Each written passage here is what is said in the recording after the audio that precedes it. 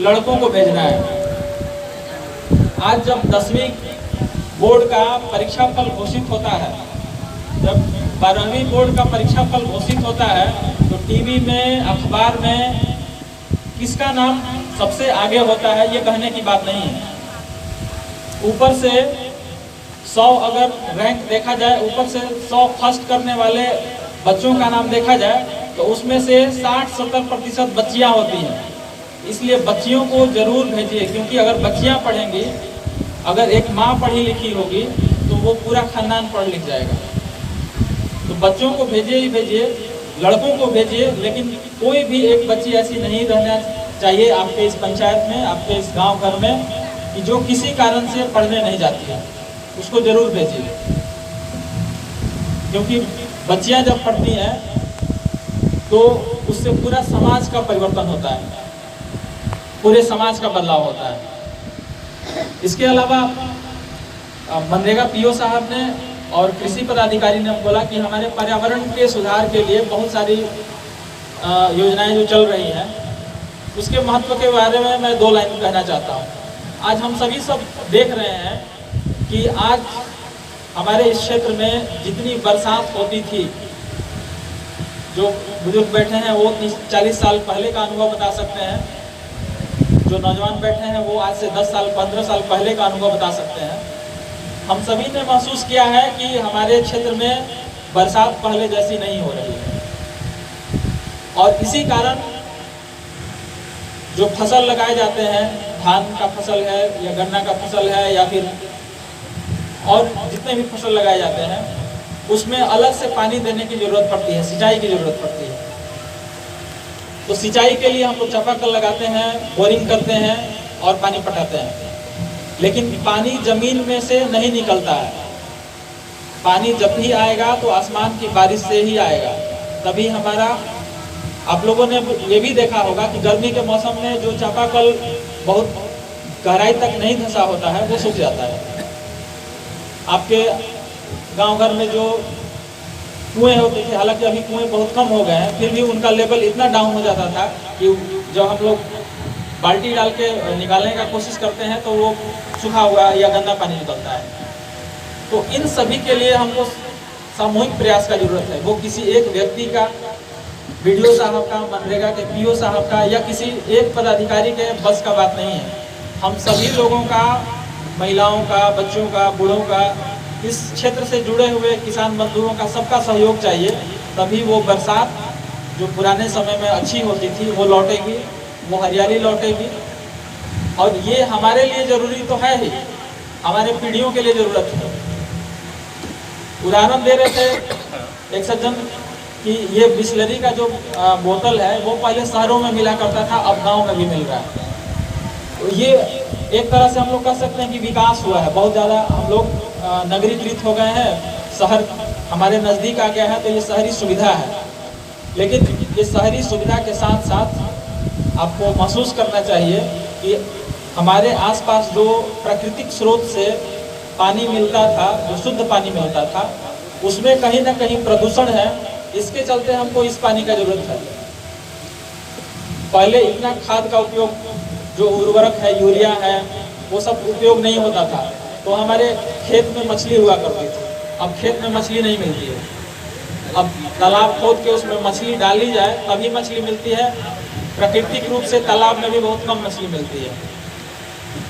तो प्रकृति का जो संरक्षण है, जल जीवन हरियाली का जो अभियान है सरकार का, उसमें सभी का सहयोग का जरूरत है। आप जरूरी नहीं है कि 10-20 पेड़ 100 पेड़ लगाए, लेकिन अपने घर में, अपने आंगन में, या फिर कहीं आपका और ज़मीन है, और ज़मीन नहीं है तो सड़क के किनारे ही आप अपने जीवन में कम से कम एक पौधा जरूर लगाइए और उसको देखिए, उसको बड़ा कीजिए। ये जो जिस पर पीपल के पेड़ के नीचे हम लोग आज सभा कर रहे हैं, बैठक कर रहे हैं, पीओ साहब ने कहा था कि ये पीपल आज से 50 साल 100 साल पहले किसी ने लगाया होगा, तो आज हम लोग यहाँ बैठते हैं। ये चबूतरा है, लोग कुछ बैठे हैं, तो क्या आज के पीढ़ी के लोग कुछ ऐसा पेड़ लगा रहे हैं जो आज से 50 साल बाद आने वाले लोग वहाँ पे खड़ा हो सके, बैठ सके? अगर लगा रहे हैं तो हम लोग अपने दायित्व का पालन कर रहे हैं। प्रकृति के प्रति जो हमारा दायित्व है, जिस प्रकृति से हमको मुफ्त में हवा मिलता है जो हम लोग सांस लेते हैं, जिस प्रकृति से हमको पानी मिलता है, भोजन मिलता है, हमारा जीवन चलता है, उस प्रकृति के लिए अगर हम लोग इस तरह का पेड़ लगा रहे हैं जो आज से 10 साल बाद, 20 साल बाद, 50 साल बाद, 100 साल बाद बड़ा होके लोगों को छांव दे, हवा दे और बरसात करवाने में भी मदद करे, तो हम लोग अपने प्राकृतिक दायित्व का, अपने सामाजिक दायित्व का वहन कर रहे हैं, अन्यथा नहीं कर रहे हैं। और ये हम लोगों को करना चाहिए। और बहुत सारी जो योजनाओं के बारे में आप लोगों को बताया गया है, विस्तार से सभी ने कहा है। हमारे इंस्पेक्टर साहब ने बताया। और एक मामला हमारे संज्ञान में आया परसों, एक बच्चा आया, वो बोला कि मेरा फ़ोन था जिसमें मेरा बैंक खाता जुड़ा हुआ था और हम नहा रहे थे, उस फ़ोन पे एक कॉल आया अनजान नंबर से और मेरे पिताजी वो उठा लिए फ़ोन, उसमें जैसा बोलते गया वो 1-2 नंबर करके दबाते गए और मेरे खाते से 15,000 रुपया कट गया।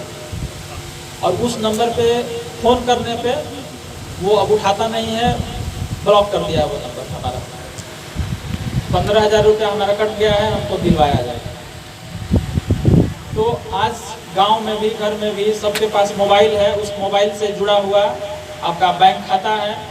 और इस तरह के फ्रॉड रोज़ होते हैं, रोज़ हम लोग समाचार में सुनते भी हैं, व्हाट्सएप में भी मैसेज आता है।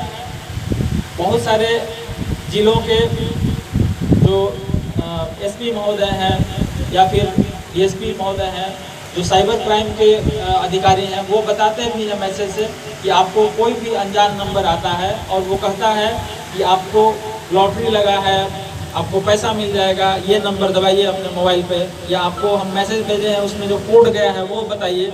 ये नहीं बताना है, फिर भी लोग अनजानवश या लालचवश ये 2 काम भूल जाते हैं कि हमको अपना OTP नहीं देना है या नंबर नहीं दबाना है। वो दबाते हैं और उनके अकाउंट से पैसा कटता है। और अपनी मेहनत की कमाई का जब पैसा कटता है तो कितना दुख होता है, ये उस लड़के के चेहरे पे हम देख सकते थे। वो मजदूरी करने वाला लड़का है और वो कल आया था कि कट गया। अब हम थाने में उसको भेजे हैं, वो नंबर ट्रेस होगा, क्योंकि जो फ्रॉड करने वाले होते हैं वो बहुत चालाक होते हैं। वो इस तरह का नंबर इस्तेमाल करते हैं कि इनका नंबर इस्तेमाल कर लेंगे और फ्रॉड कर देंगे। जब पुलिस खोजेगी तो इनके तक जाएगी और इनको पता ही नहीं कि मेरा नंबर इस्तेमाल करके किसी ने चोरी कर लिया है। उनको पता ही नहीं, मेरा नंबर इस्तेमाल करके चोरी कर लेगा और जब मेरे पास पुलिस आएगी तो हमको अनजान बनेगा, हमको पता ही नहीं कुछ कि मेरा नंबर या फिर मेरा फेसबुक का अकाउंट यूज़ करके, प्रयोग करके और किसी के अकाउंट से पैसा निकाल लिया है। तो इंस्पेक्टर साहब ने जैसा कहा कि आपके फ़ोन पर किसी भी तरह का अनजान नंबर से कोई फ़ोन आता है, कोई मैसेज आता है, जिसमें इस तरह का कोई भी आशंका आपको लगता है कि ये अनजान आदमी है और ये फ्रॉड करने का कोशिश कर रहा है या हमको प्रलोभन दे रहा है, हमको कह रहा है कि आपका इतना लाख रुपए का, इतने हज़ार रुपए का लॉटरी लग गया है, उन सब से सावधान रहिए, सावधानी में ही बचाव। तो इन सभी बातों के साथ मैं अपने बात को ख़त्म करूंगा और आप सभी से अनुरोध करूंगा कि आप लोगों ने अपना बहुमूल्य समय देके, कीमती समय देके हम सभी को सुना है, इसके लिए आप लोग बहुत बहुत धन्यवाद के पात्र हैं। इसके साथ ही अनुरोध होगा कि आप लोगों का जो बहुमूल्य सुझाव है, जिससे ये सभी योजनाएं और सही तरीके से आपके गांव में, आपके घर में, आपकी पंचायत में चल सकती हैं, उसके बारे में अगर आपका कोई सुझाव हो तो आप लोग दे सकते हैं। आसानी से जुड़ जा रहा है, लेकिन राशन कार्ड में नाम जुटने के बाद भी 4 महीना 5 महीना फिर राशन उसको नाम अति पर नहीं चढ़ पा रहा है, उसके लिए सर ये समस्याएं आती है। ये हमारे यहाँ प्रत्येक दिन समस्याएं आती है। ये सारी समस्याएं विद्यालय में लगभग सारी समस्या सुधार हो चुके हैं। आपके बगल में मैंने HSC है, डॉक्टर साहब यहाँ बैठे हुए हैं। यहाँ प्रत्येक दिन OPD में 70, 60, 80 रोगी को प्रत्येक दिन ही देखते हैं। ये डॉक्टर साहब यहाँ बैठे हुए डेली देखते हैं। हॉस्पिटल में भी सुधार। एक विद्यालय हमारे यहाँ है जो जथनी टोला में है, वहाँ पर भवन का बिल्कुल अभाव है। भवन का अभाव का कंप्लेन सर नोट किया जाए, मेरा कंप्लेन है। एक ही कमरा है, लगभग 300 साढ़े 300 बच्चे हैं वो कमरा गिरने वाले हैं और उसके लिए हम चाहते हैं कि भवन का मांग करते हैं सर आपसे। सारी समस्याएं सभी विभाग से हम सर इतना ही कहकर मैं अपनी वाणी का विराम देते हैं। जो भी और समस्याएं आएगी मैं आपसे रूबरू वीडियो साहब के माध्यम से करवाऊंगा। धन्यवाद।